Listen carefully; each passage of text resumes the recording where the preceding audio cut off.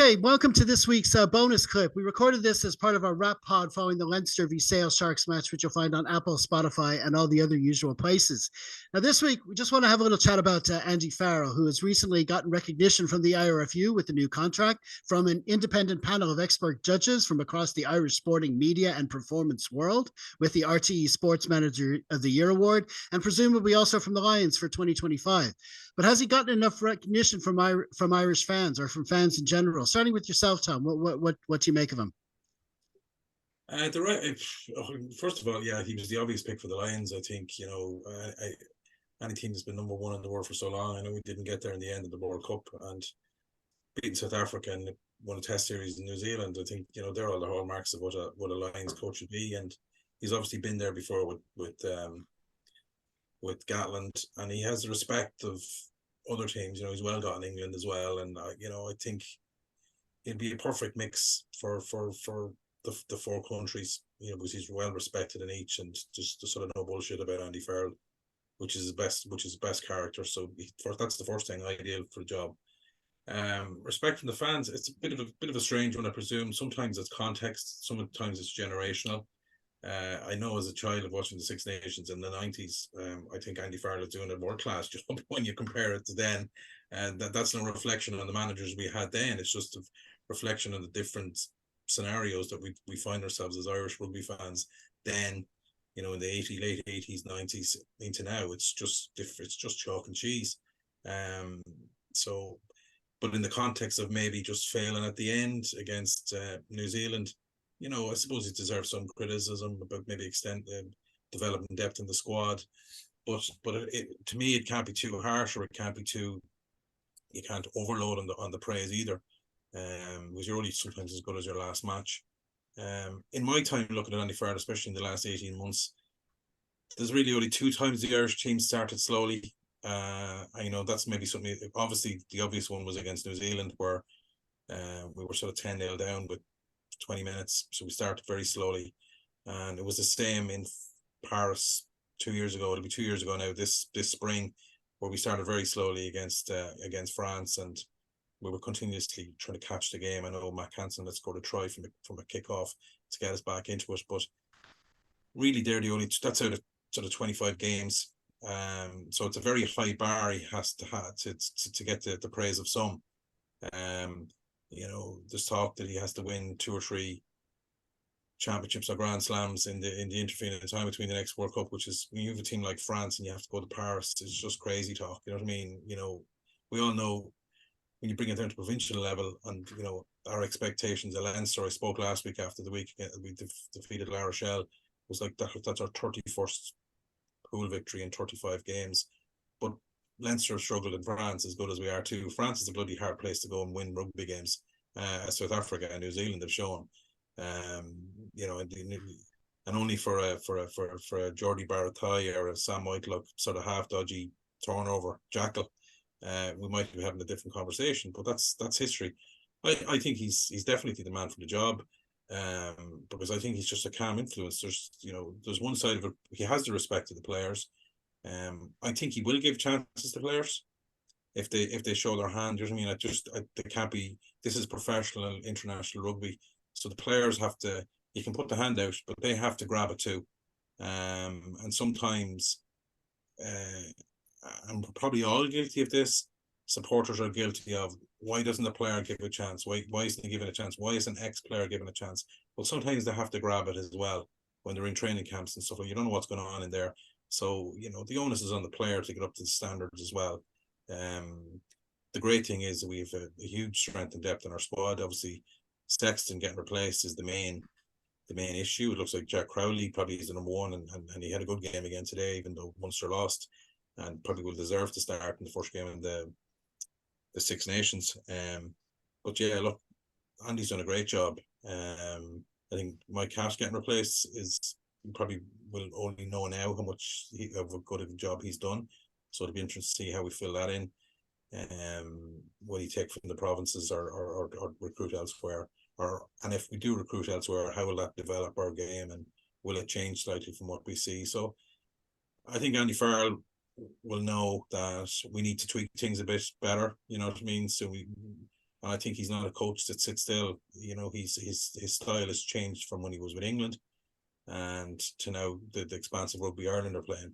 Because we are playing some lovely rugby as well. So that's not very rugby league. You know, rugby league coaches have a very mixed sort of reputation up here on really strong on the fence and boring and kick and you know, Andy Farrell, you know, looks like was raised on French rugby from the 80s, some of the plays that he plays. So I think that just shows me he's a guy that evolves, and I'm pretty sure he'll evolve after this World Cup cycle is just finished, and just to bring the team on to the next level. There will be some transitions. We've lost a key player, but yeah, I think in answer to your question is sometimes it's a generational thing, and the truth is in the middle.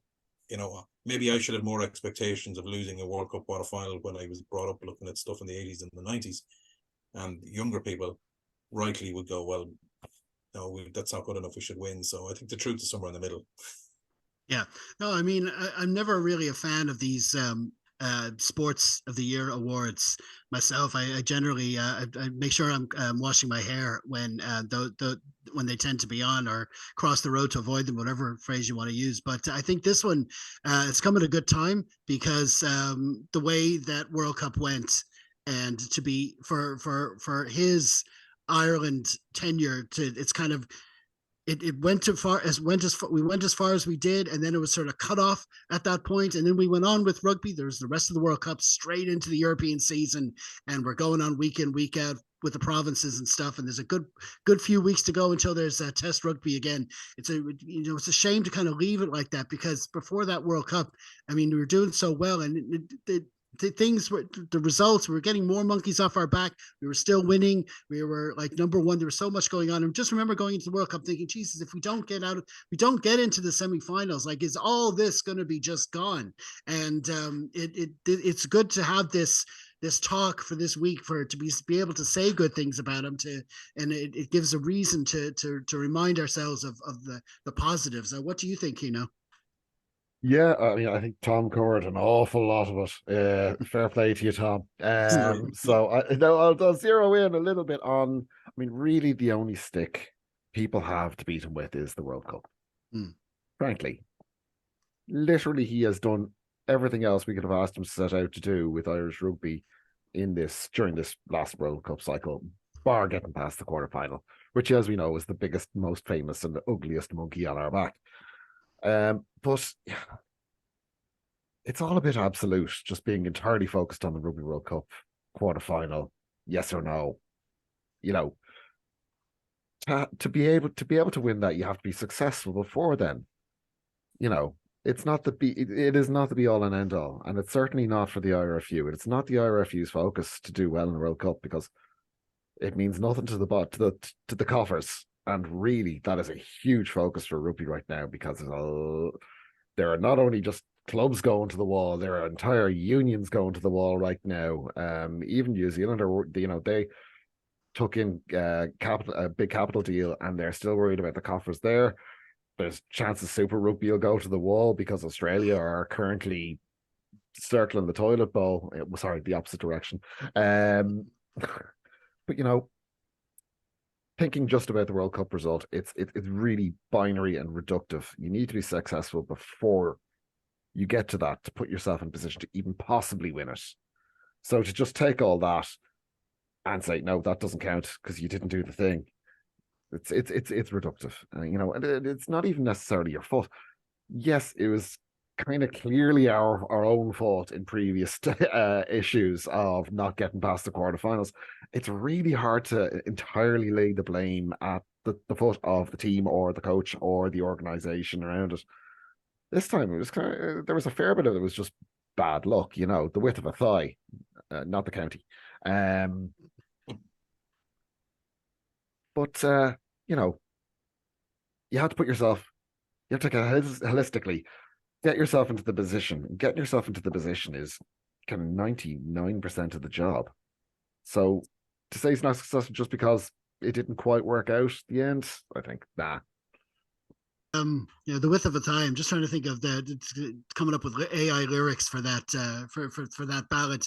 No, listen, no, it's definitely, he's done enough basically to to earn another crack at the World Cup. I think is the bottom line. If it's something he wanted to do, and the way this, and with the Lions as well on the horizon for him, it gives him a break from that. Over the 4 years, it's a 4-year cycle where he can put a. It's not an entirely new team, but obviously you're starting with a new kind of out half and stuff, and he's earned that right. If it's what he wants to do, he's and the RFU are willing to do it. It just seems like it seems like a good move. So I don't see. And when we talk about people's perceptions, like Tom said, it's a generational thing, but also it's a rugby fan thing. It's a level of rugby fan thing. The more casual fans at World Cups, there'll be more that binary. You either do the quarterfinal or you don't. And these are the people who only watch it when it's World Cup or Six Nations. Yeah. And when they see that from Ireland, it's just like they're obviously going to point to that, but they don't see the big picture. Yeah, I'll put it this way. Can you think of anyone who was shouting for Fabien Galtier's head? No. Because France didn't get past the quarterfinal, and they were hosting it. That was a home, yes, exactly. And they had what remained of Antoine Dupont. Even half an Antoine Dupont was surely. So no one's calling for his head because yes, they had a bit of bad luck, and maybe they should have blooded scrum halves below that level a little bit more before then, but they didn't. These things happen, but no one's called for it. Absolutely, he's getting another contract and seeing him through to the next World Cup because he's the best person for the job. Yep. I mean, just to sum it up, for all the disappointment of that one game, I think he'd done more than enough up to that point to deserve the positivity, and it's good. It's good that he's got this recognition and from all the aspects, and we'll hopefully it'll pan out for him in the long run. Okay, listen, we're going to leave it there. That's it for our bonus clip this week. Many thanks again for tuning in. As ever, be sure to comment, like, share, and subscribe whenever you can, and follow us on any or all of our social media channels.